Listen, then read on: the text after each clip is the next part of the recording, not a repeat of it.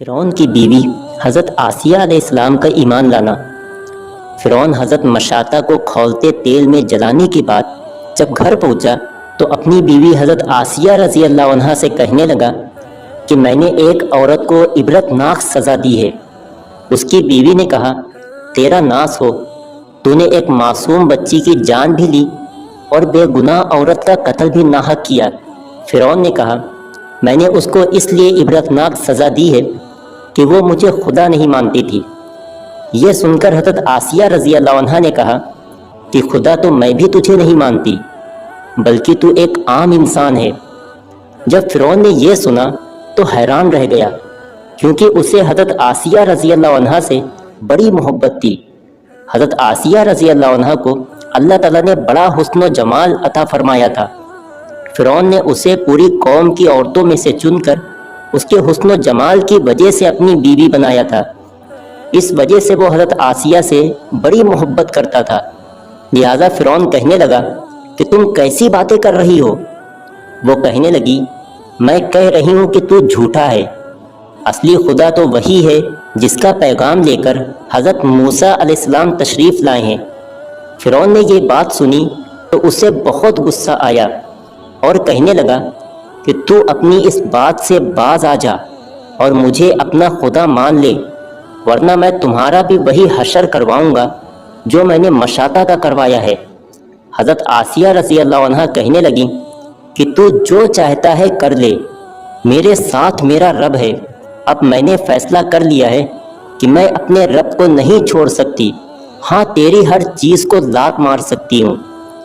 जब फ़िरौन ने ये बातें सुनी तो वो फिर दरबार में आया और फिर से लोगों को बुलवाया और कहने लगा, देखो ये कितनी बड़ी साजिश हो गई है कि मूसा अलैहिस्सलाम ने मेरी बीवी को भी बहका लिया है। आज इस औरत को या तो मार डालूंगा या फिर वो अपनी बात से हट जाए। लिहाजा फ़िरौन ने अपनी बीवी हज़रत आसिया रज़ी अल्लाह अन्हा को गिरफ्तार करवा कर दरबार में बुलवाया। वो तो महल की रानी थी और उसके इशारे पर नौकर चाकर भाग भाग कर काम करते थे।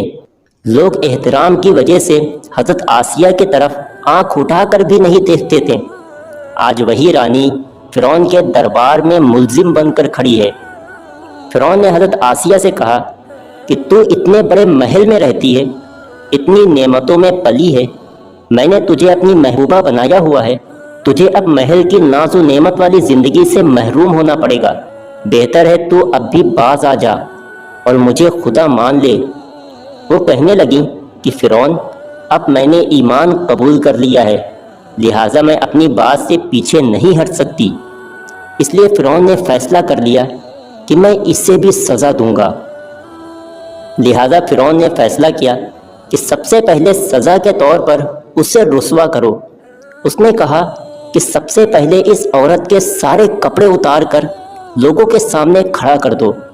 अब बताइए, किसी मर्द को लोगों के बीच बेलिबास कर दिया जाए तो क्या हाल होगा।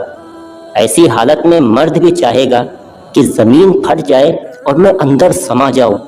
हज़रत आसिया तो आखिर औरत थी और औरत के अंदर तो अल्लाह ताला ने शर्म हया रखी होती है। फ़िरौन ने उसके जिस्म से लिबास उतरवा दिया। अब सोचिए कि वो अब कितनी अजीब हालत के शिकार होंगी। एक तरफ ईमान है और दूसरी तरफ इम्तिहान है। वो डटी रही।